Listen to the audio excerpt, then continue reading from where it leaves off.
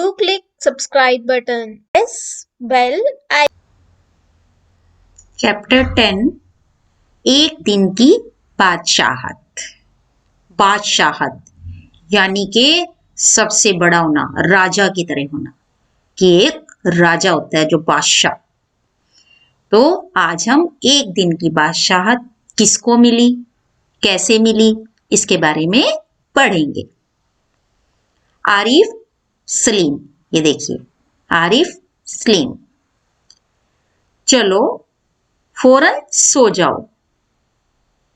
अम्मी की आवाज एन उस वक्त आती थी जब वे दोस्तों के साथ बैठे कव्वाली गा रहे होते थे, यानी कि उनकी मम्मी की आवाज।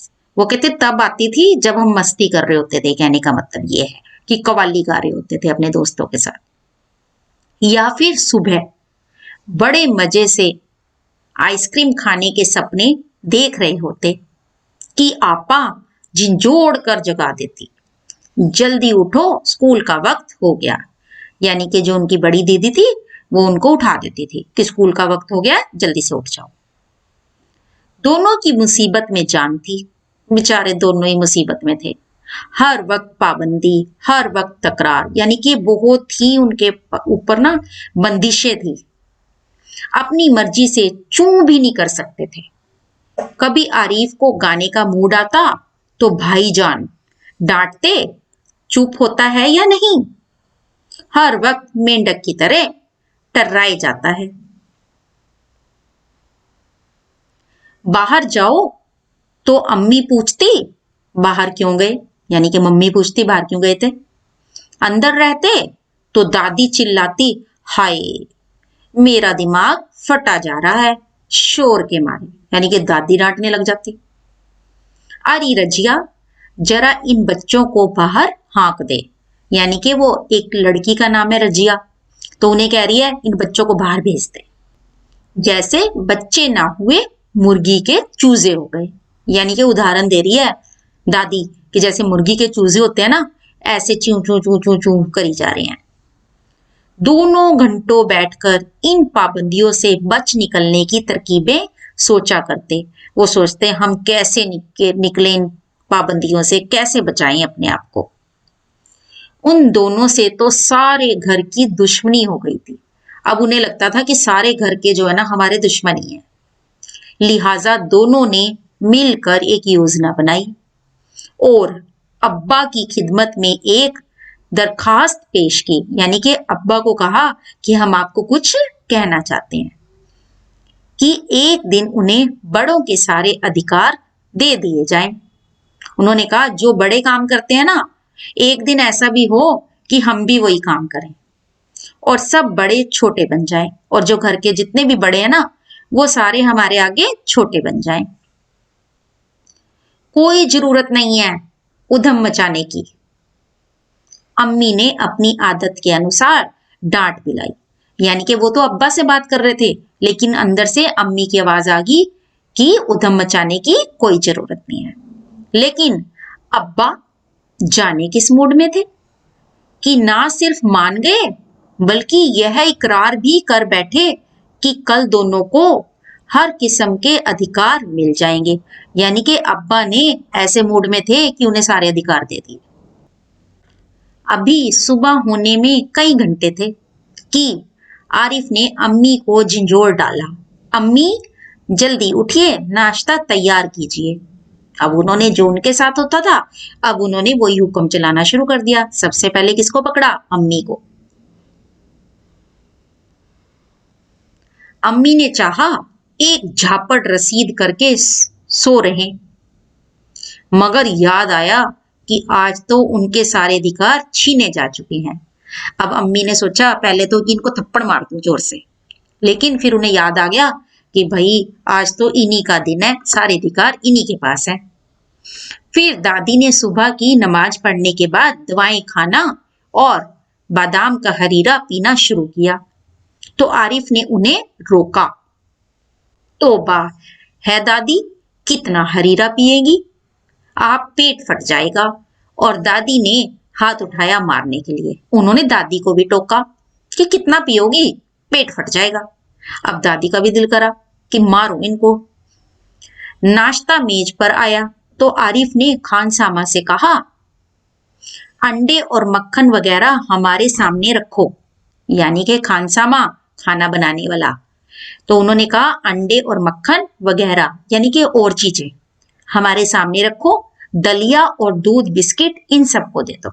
उन्होंने कहा आज तो हमारा दिन है, इसलिए ये चीजें हम खाएंगे और दूध बिस्किट दलिया बड़े लोग खाएंगे। आपा ने कहर भरी नजरों से उन्हें घूरा यानी कि गुस्से से, मगर बेबस थी क्योंकि रोज की तरह आज वह तरमाल अपने लिए नहीं रख सकती थी। तरमाल मतलब बहुत बढ़िया बढ़िया चीजें। बच्चों को तो बिस्किट वगैरह देते थे और अपने आप बढ़िया बढ़िया दूसरे टाइप की चीजें खाते थे। सब खाने बैठे तो सलीम ने अम्मी को टोका, अम्मी जरा अपने दांत दिखाइए। उन्होंने कहा अपने दांत देखे आपने? कहने का मतलब यह है कि दांत तो देखिए, पान खाने से कितने गंदे हो रहे हैं। मैं तो दांत मान चुकी हूं। अम्मी ने क्या उत्तर दिया? यानी कि मैंने दांत साफ कर लिए। अम्मी ने टालना चाहा, नहीं चलिए उठिए। अम्मी निवाला तोड़ चुकी थी, यानी कि अम्मी जो थी वो खाने बैठ चुकी थी, उन्होंने एक टुकड़ा तोड़ लिया था। निवाला मतलब टुकड़ा तोड़ना। मगर सलीम ने जबरदस्ती कंधा पकड़कर उन्हें उठा दिया, यानी कि उनका कंधा पकड़ा और उन्हें उठाकर भेज दिया। अम्मी को गुसल खाने में जाते देखकर, गुसल खाना क्या होता है? बाथरूम। अम्मी को गुसल खाने में जाते देखकर सब हंस पड़े, जैसे रोज सलीम को जबरदस्ती भगा के हंसते थे। यानी कि सलीम के साथ भी रोज ऐसे ही होता था। अब उन्होंने बदले लेने शुरू करे हुए हैं। फिर वह अब्बा की तरफ मुड़ा, जरा अब्बा की गत देखिए। कहने लगे अब्बा की भी तो गत देखिए, देखिए कैसे लग रहे हैं। बाल बड़े हुए हैं, शेव नहीं की है, कल कपड़े पहने थे और आज इतने मैले कर डाले। करे सब कुछ नहीं हुआ उनके, बाल भी बड़े हुए, शेव भी नहीं करी हुई, कपड़े भी जो कल पहने हुए इतने गंदे कर दिए हैं। आखिर अब्बा के लिए कितने कपड़े बनाए जाएंगे। उन्होंने कहा अब्बा के लिए भी अब कितने कपड़े बनाए, रोज गंदे कर देते हैं। यह सुनकर अब्बा का हंसते हंसते बुरा हाल हो गया। अब्बा ने सोचा जो मैं कहता हूं वही ये कर रहे हैं, और हंस हंस के बुरा हाल हो गया उनका। आज ये दोनों कैसी सही नकल उतार रहे थे सबकी, मगर फिर अपने कपड़े देखकर वह सचमुच शर्मिंदा हो गए। थोड़ी देर बाद अब जब अब्बा अपने दोस्तों के बीच बैठे अपनी नई गजल लहक लहक कर सुना रहे थे तो आरिफ फिर चिल्लाने लगा, बस कीजिए अब्बा, फौरन ऑफिस जाइए, 10 बज गए। अब उन्होंने अब्बा को भी टोकना शुरू कर दिया। चू चू चौ। अब्बा डांटते डांटते रुक गए। अब्बा भी डांटने लगे थे, चू चू चू बस बोलने ही लगे थे और रुक गए। बेबसी से गजल की अधूरी पंक्ति दांतों में दबाए पांव पटकते आरिफ के साथ हो लिए। रजिया जरा मुझे 5 रुपए तो देना। अब अब्बा ने क्या किया? रजिया से 5 रुपए मांगे। अब्बा दफ्तर जाने को तैयार होकर बोले, 5 रुपए का क्या होगा? कार में पेट्रोल तो है। आरिफ ने तुनक कर अब्बा जान की नकल उतारी। अब आरिफ ने ना अब्बा को नकल उतारते हुए कहा, क्योंकि वो भी हर रोज ऐसे ही टोकते थे ना कि सारा कुछ तो है, 5 रुपए का क्या करोगे? जैसे अब्बा कहते हैं कि इकन्नी का क्या करोगे, जेब खर्च तो ले चुके हो। क्योंकि जब वो भी कुछ मांगते थे ना इकन्नी वगैरह, तो वो भी ऐसे ही जवाब देते हैं अब्बा। थोड़ी देर बाद खानसामा आया। बेगम साहब आज क्या पकेगा? यानी कि रसोइये ने पूछा आज क्या पकेगा? आलू, गोश्त, कबाब, मिर्चों का सालन। अम्मी ने अपनी आदत के अनुसार कहना शुरू किया। मतलब अम्मी ने ऑर्डर दे दिया कि ये बनेगा। नहीं, आज ये चीजें नहीं पकेंगी। सलीम ने किताब रखकर अम्मी की नकल उतारी है। यानी कि सलीम ने बोला ये चीजें नहीं बनेंगी। आज गुलाब जामुन, गाजर का हलवा और मीठे चावल पकाओ। लेकिन मिठाइयों से रोटी कैसे खाई जाएगी? अम्मी किसी तरह सब्र ना कर सकी। अम्मी ने सोचा अब इन्होंने तो सारी चीजें मीठी बता दी, अब रोटी कैसे खाई जाएगी? तो अम्मी ने बीच में अपना सब्र को तोड़ा और बोला, जैसे हम रोज सिर्फ मिर्चों के सालन से खाते हैं, दोनों ने एक साथ कहा। दूसरी तरफ दादी किसी से तू तू मैं किए जा रही थी। ओफो, दादी तो शोर के मारे दिमाग पिघलाए दे रही है। उन्होंने दादी के लिए भी कहा, कितना शोर कर रही है। आरिफ ने दादी की तरह दोनों हाथों में सिर थाम कर कहा। इतना सुनते ही दादी ने चीखना चिल्लाना शुरू कर दिया कि आज ये लड़के मेरे पीछे पंजे झाड़ के पड़ गए हैं। यानी कि दादी ने चिल्लाना शुरू किया कि ये बच्चे जो हैं मेरे को टोकी जा रहे हैं, मेरे पीछे ही पड़ गए हैं। मगर अब्बा के समझाने पर खून का घूंट पीकर रह गई। खून का घूंट पीना यानी कि सब्र करना, कि अंदर की बात को जो आप बाहर निकालने लगे थे उसको दबा लिया उसने अब्बा के कहने से। कॉलेज का वक्त हो गया तो भाईजान अपनी सफेद कमीज को आरिफ सलीम से बचाते दालान में आए, यानी कि वेड़े में, खुले कमरे में आए कि भाई कहीं ये दोनों के दोनों ना मेरी सफेद कमीज देख ना लें। अम्मी, शाम को मैं देर से आऊंगा, दोस्तों के साथ फिल्म देखने जाना है। भाईजान ने कहा, मैंने फिल्म देखने जाना है और मैं देर से आऊंगा। अब आरिफ ने क्या बोला? खबरदार! आरिफ ने आंखें निकालकर उन्हें धमकाया। कोई जरूरत नहीं फिल्म देखने की, इम्तिहान करीब है, यानी कि एग्जाम्स, और हर वक्त सैर सपाटों में गुम रहते हो। तो पहले तो भाईजान एक करारा हाथ मारने लग गए, जैसे कि उनकी आदत है, सभी उनको मारने को तैयार रहते थे। फिर कुछ सोचकर मुस्कुरा पड़े, लेकिन अब क्या कह रहे हैं? रिक्वेस्ट कर रहे हैं। कैसे? हजूरे आली, दोस्तों के साथ खाकसार फिल्म देखने की बात पक्की कर चुके हैं, इसलिए इजाजत देने की मेहरबानी की जाए, उन्होंने हाथ जोड़ के कहा। अब उन्होंने रिक्वेस्ट की कि मैंने अपने फ्रेंड्स को कह दिया है, इसलिए प्लीज मेरे को भेज दो। दोनों हाथ जोड़ के कहा। बना रहे, बस मैंने एक बार कह दिया, उसने लापरवाही से कहा और सोफे पर दराज होकर अखबार देखने लगा। किस तरह से? जैसे अब्बा करते थे या भाईजान करते थे। उन्होंने उसी तरह से नकल उतारी और मतलब उन्हें कहने के लिए मना कर दिया कि तुमने जाना ही नहीं, बस मैंने एक बार मना कर दिया तो कर दिया। उसी वक्त आपा भी अपने कमरे से निकली। एक निहायत भारी साड़ी में लचकती लटकती बड़े ठाट से कॉलेज जा रही थी, यानी कि बहुत सुंदर साड़ी पहन के कॉलेज जा रही थी। आप सलीम ने बड़े गौर से आपा का मुआयना किया। इतनी भारी साड़ी क्यों पहनी?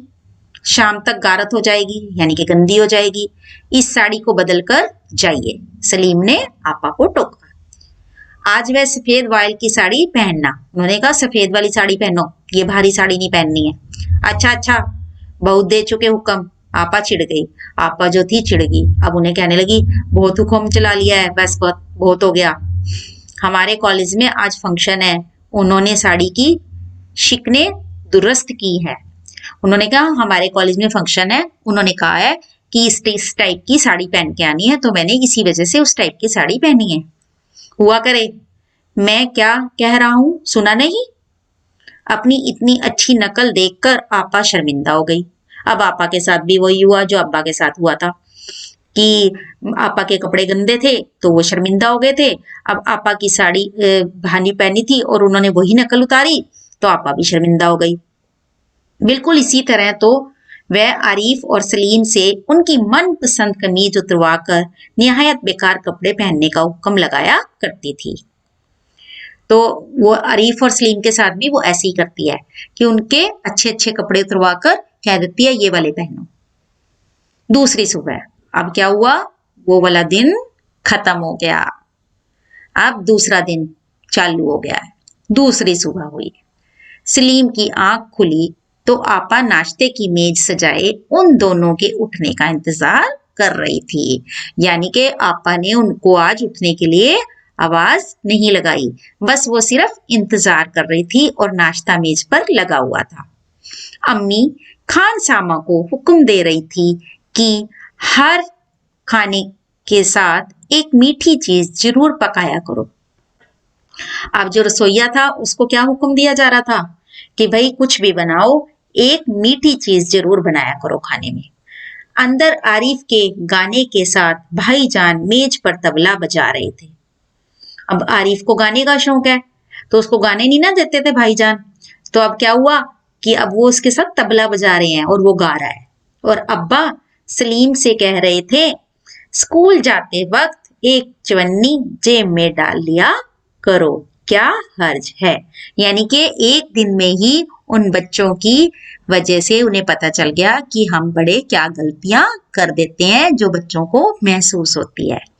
हालांकि वो चाहते नहीं है, लेकिन हो जाती है। धन्यवाद।